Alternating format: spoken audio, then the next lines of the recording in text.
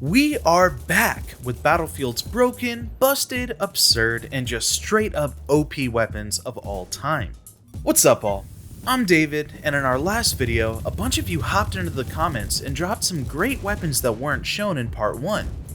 Now we love making these videos, and if you enjoy watching them, drop us a like. If you're new to the channel as well, then welcome.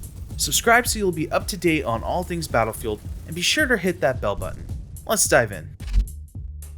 Overwhelmingly requested in the comments of our last video, the M26 Dart isn't actually its own weapon, but is a specific shotgun attachment. So it's two parts: the underbarrel shotgun itself, known as the M26 mass, and the type of rounds used, which are dart rounds. The M26 Dart wasn't just overpowered, it was straight up broken. Battlefield 3 players quickly noticed a glitch where each individual dart pellet took on the damage of the gun that it was attached to.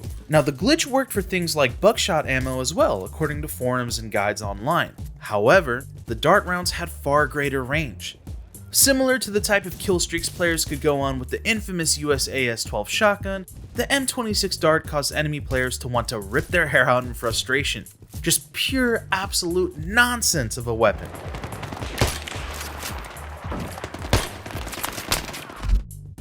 Battlefield 1's gameplay had trench warfare at its heart, and few weapons cleared trenches out like the Model 10A. This shotgun shined above its brethren such as the M97 and the 12G, and was extremely popular. Now when I say extremely popular, I don't just mean an influx of players began using it thanks to content creators pointing out the 10A's statistical advantage over comparable shotguns. No, I mean just look at the data of shotgun usage in Battlefield 1. And you'll see a gobstopping 60+% of shotgun users use the 10A.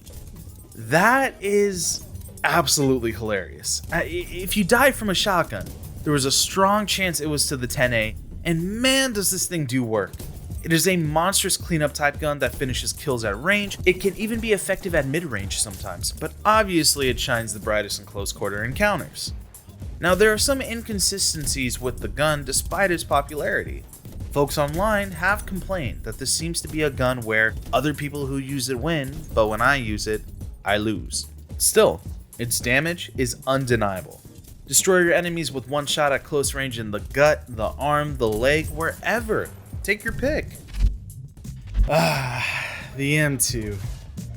The M2 Carl Gustav recoilless anti-tank rifle is in a slightly different position than the rest of the entries on this list, in that it is utilized situationally with the intention of disabling vehicles, obviously. The M2 is a powerful addition to the engineer's arsenal, and although the purpose of the weapon is to operate as an anti-tank and anti-air weapon at times, players use the M2 as an anti-infantry weapon, much to the ire of other players. By design, the M2 had huge areas of impact, but contrary to other big anti-vehicle weapons like an RPG, the M2 had less total damage but a lot of splash damage. This meant that it might take a couple direct hits to disable a tank, but you could wipe out infantry just by shooting in the general vicinity. The main gripe that the online community had with the M2 was that it just didn't quite fit the goal of playing the engineer class. Because being forgiving enough to let the engineer moonlight as an assault class, using their arsenal as an anti-infantry kit, just gave the engineers a larger advantage over selecting other classes,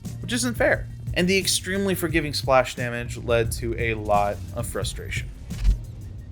This gun might feel like it's not quite as overpowered or blatantly broken, but no one can deny that it is extremely above average at its worst and infuriating to go up against at its best. One of the most common guns in the game for the assault class, and extremely popular, the AEK 971 sports several advantages.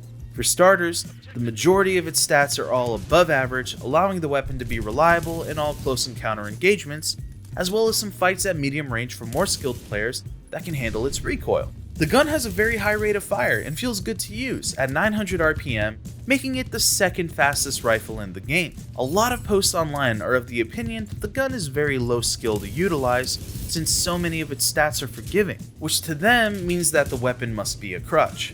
Whether or not this is true is hard for me to say personally, because there is a consistent trend where if more players are using a weapon and shifting the meta, then the assumption becomes that all the low-skilled players must be using the weapon as well, which isn't necessarily true. However, it is hard to deny the weapon's popularity and advantages, granting the AEK 971 a spot on this list. Alright, once again, the SMGs show their faces on this list for being overpowered. This time with yet another Battlefield 1 weapon, the SMG 0818.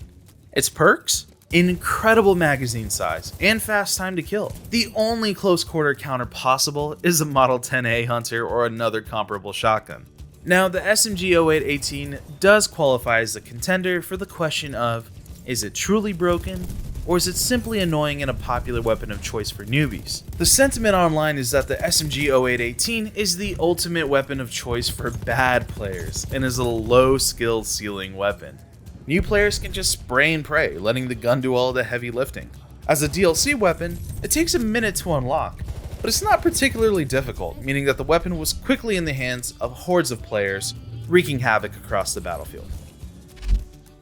Battlefield Hardline, the underrated dark horse of the franchise, the forgotten middle child. Although Battlefield veterans might overlook Hardline at times, one thing that absolutely refused to be forgotten was the K10 SMG. Similar to the Nambu Type 2A that appeared in Battlefield 5 and made our Part 1 list of most broken weapons, the K10 SMG introduced a lot of familiar traits, specifically one of the highest firing rates in the franchise with an RPM of 1200. That's not to say the K10 didn't have any drawbacks. There was a significant damage drop off to anything beyond 30 meters, but if you were in that sweet spot between 10 to 30 meters, there was a high chance you were about to become godlike. The small magazine of the K10 meant constantly reloading. However, not only was the reload fast enough to make this drawback minor, but the time to kill was so strong, you could wipe out multiple enemies before the magazine had emptied. The Nambu Type 2A was certified busted in the later game in Battlefield 5, but the K10 did it all first. Now here's a bonus one that will make anyone groan in despair if you played Battlefield 4. It's not a weapon, but a utility. The SUAV aircraft was a super small moving drone that could cause road kills, meaning one hit KO utility by simply flying close enough to opponents, which means we're all just living in one big meme simulation. Absolutely hilarious if you were using it, absolutely painful to watch if you had any self-respect or empathy, and nothing short of infuriating if you died to it. Just stick with us. So many of you gave me great weapons to hunt down online and read up on how broken they were pre-patched throughout Battlefield's history, so a big thank you. Personally, out of all of them, I found the SUAV to be genuinely appalling. But from a pure weapons point of view, I think the M26 Dart took the crown, because it was literally busted, like you had to activate an actual glitch. Now, I've always thought that DICE sandboxes were pretty balanced once the patches and fixes came in, but I want to know what you guys think. So let me know if there's any guns that I missed, and if there's enough, you can count on seeing me return with a part 3. Thanks for watching.